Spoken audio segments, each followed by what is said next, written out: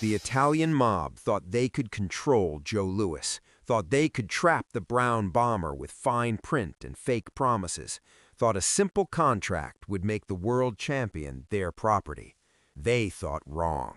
Because when Bumpy Johnson walked into that office on August 14th, 1940, he wasn't carrying a contract, he was carrying his razor. And what he did to those three mobsters made them tear up the paperwork and flee Harlem forever. August 14th, 1940, Harlem, New York. Joe Louis was 26 years old and the most famous black man in America, the heavyweight champion of the world, the Brown Bomber, the man who'd knocked out Max Schmeling in front of 70,000 people and proved to the world that black excellence couldn't be denied. In the ring, Joe Louis was invincible. Outside the ring, he was a target. Because Joe had a problem that a lot of successful black men had in 1940. He was making money, but he didn't know how to keep it. Boxing purses came in fast, $100,000 for a title defense, but left faster. Taxes, family, hangers-on, bad advice. Joe was getting rich and going broke at the same time, and the Italian mob saw an opportunity. On this August afternoon, Joe was sitting in a small office on 125th Street. Not a gym, not a training facility, just a cramped room with peeling paint and a single desk. Across from him sat three men in expensive suits. Vincent Gallo, mid-50s, slick hair, the kind of smile that made promises it never intended to keep. Frank the Fixer Marino, thick-necked, quiet, the muscle pretending to be a businessman. And Anthony DiNapoli, younger, nervous energy, the one who did the actual paperwork. They weren't boxing promoters, they were investment advisors. On the desk between them sat a contract, 15 pages, small print, and a proposal that made Joe's eyes light up. The Cotton Club investment opportunity. "Joe," Gallo said, his voice smooth as honey, "you're making great money now, but what happens when you retire, when the punches stop coming? You need to think about your future." He slid a brochure across the desk. Glossy photos of the Cotton Club, Harlem's most famous nightclub, elegant, expensive, profitable. "We're expanding, opening 3 more locations, Harlem, the Bronx, Brooklyn. We need investors, smart investors, people who understand entertainment, who have name recognition." Frank leaned forward. "You put in $50,000, Joe. Within 2 years, we'll triple it. $150,000, guaranteed. Plus, you get a percentage of all 3 clubs, 10% ownership, your name on the door, Joe Louis's Cotton Club. Can you imagine?" Joe could imagine.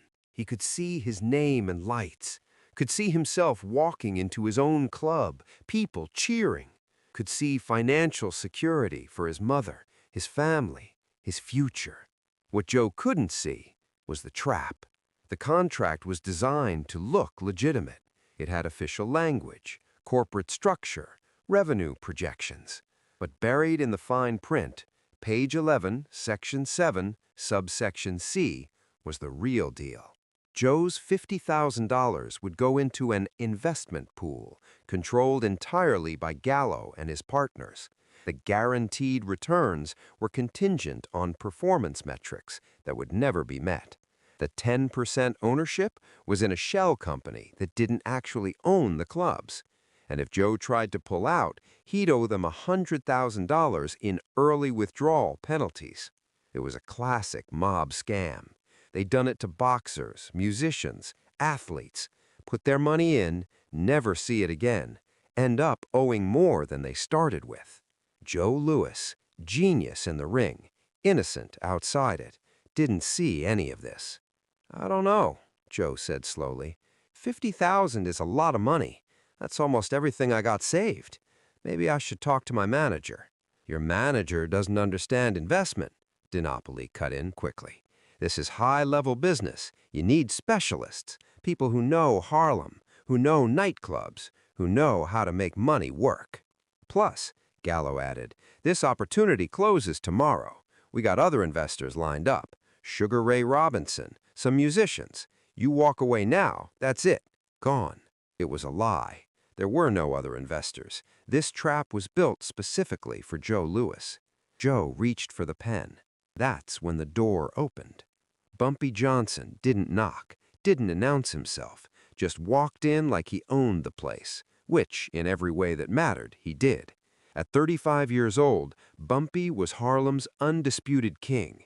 3 years out of Sing Sing, he'd taken over the numbers racket, established his protection network, and made it clear to every Italian gangster in New York, Harlem was his. He was wearing a charcoal three-piece suit, white shirt, black tie, and in his waistband, the straight razor that had carved his reputation into Harlem's streets. Bumpy's eyes moved from Joe Louis, pen in hand, to the three Italians. His face didn't change, didn't need to. "Joe," Bumpy said calmly, "put the pen down." Joe looked up, confused. "Bumpy, I'm in a meeting?" "I know what you're in. Put the pen down." Joe set the pen on the desk. Gallo forced a smile. "Mr. Johnson, this is a private business meeting. We're discussing—" "I know what you're discussing. You're discussing how to steal $50,000 from Joe Louis while making him think it's an investment." He walked to the desk, picked up the contract, and began flipping through it, not reading every word. He didn't need to. He'd seen this scam before. Different names, same trap. Bumpy tossed the contract back on the desk. "The Cotton Club investment opportunity." He looked at Gallo. "That's creative, I'll give you that. Make a man feel like he's buying into something prestigious, something that'll have his name on it." He turned to Joe. "Joe, let me ask you something. You ever been inside the Cotton Club?" Joe shook his head. "No, they don't—" He stopped, realized what he was about to say. "They don't let black people in," Bumpy finished. "Not as customers, only as performers. And you're telling me these three want to make you a partner in a club that won't even let you through the front door?" Joe's face changed. The excitement drained away. Gallo tried to recover. "That's the old Cotton Club. The new locations will be integrated." "Bullshit." Bumpy's voice cut like his razor. "There is no expansion. There are no new locations. There's just a fake investment scheme designed to rob Joe Louis blind." He picked up the contract again, flipped to page 11. "Section 7, subsection C. Investment pool subject to partner discretion. Translation, we take your money and do whatever we want with it. Performance-based returns. Translation, you'll never see a dime. Early withdrawal penalty. Translation, if you try to get your money back, you'll owe us double." Bumpy looked at the three men. "This isn't an investment, it's a trap. And you three walked into Harlem thinking Joe Louis was stupid enough to fall for it." Frank Marino's jaw tightened. "Look, Johnson, we're legitimate businessmen. We're offering a real opportunity." Bumpy pulled out his razor. Not fast, not threatening, just slow, deliberate. He placed it on the desk, still sheathed, right next to the glossy Cotton Club brochure. The room went silent. "Let me tell you what's legitimate," Bumpy said quietly. "Joe Louis is Harlem's champion. 2 years ago, he knocked out Hitler's favorite fighter and made every black person in America stand taller. He's not just a boxer, he's a symbol." He looked each man in the eyes. "And you three walked in here thinking you could turn him into your victim." Dina Poli tried to speak. We're just offering business." "You're offering theft with paperwork." Bumpy pulled the razor from its sheath. The blade caught the light. "Here's my counteroffer. You tear up that contract right now in front of me, then you walk out of Harlem and never approach Joe Louis again. Not with investments, not with opportunities, not even to say hello." Gallo's composure cracked. We have connections. We work with people." "I don't care who you work with. In Harlem, I am the connection, and Joe Louis is under my protection." He held up the razor. "You know what this is for? It's not for cutting paper. It's for cutting people who forget where they are.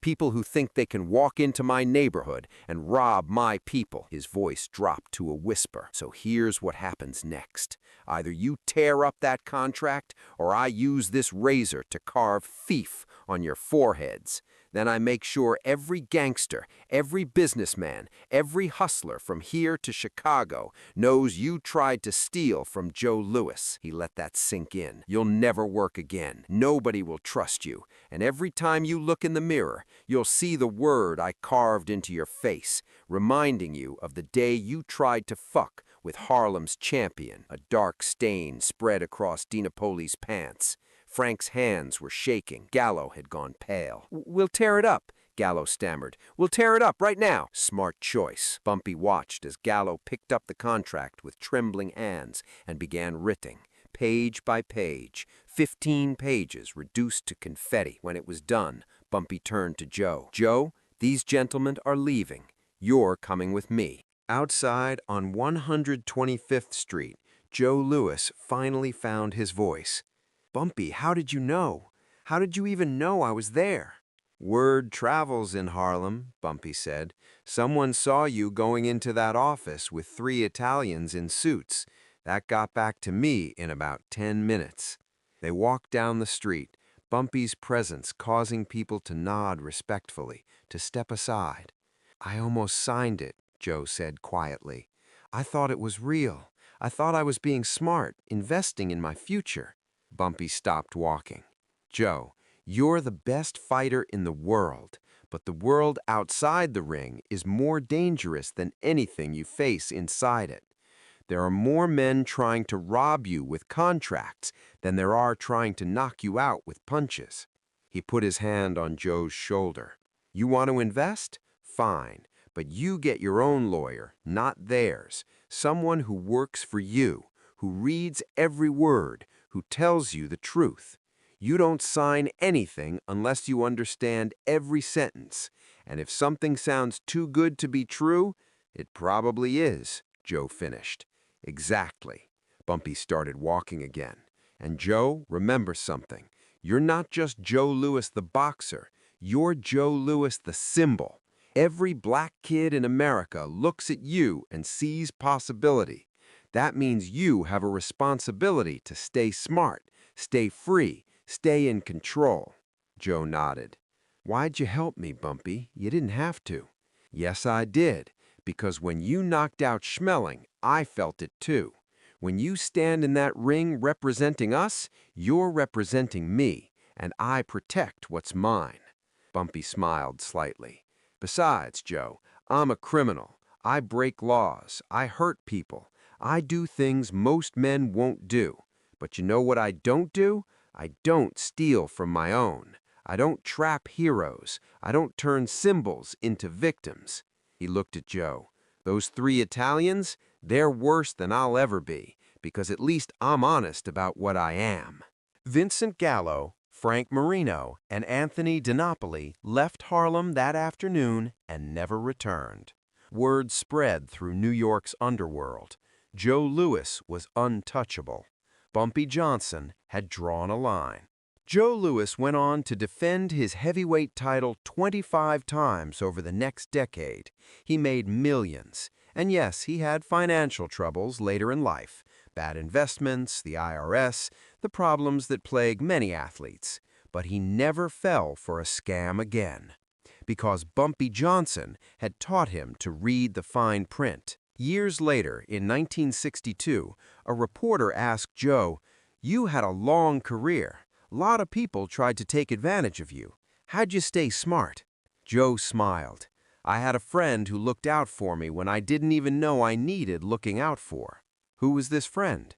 If you're from Harlem, you know his name. If you're not, it doesn't matter. What matters is he taught me that being strong in the ring isn't enough. You gotta be smart outside it, too. In 1981, Joe Louis died. At his funeral, a letter was found, written years earlier, meant to be opened after his death, to Bumpy Johnson. "You saved me from thieves in suits. You taught me that not every smile is friendly, and not every opportunity is real. You showed me that strength isn't just about hitting, it's about knowing when to walk away. I never properly thanked you, so I'm thanking you now. You weren't just the king of Harlem, you were my protector, and I owed you everything." Bumpy never saw that letter. He died in 1968. But the people who knew both men understood what that August day in 1940 was really about.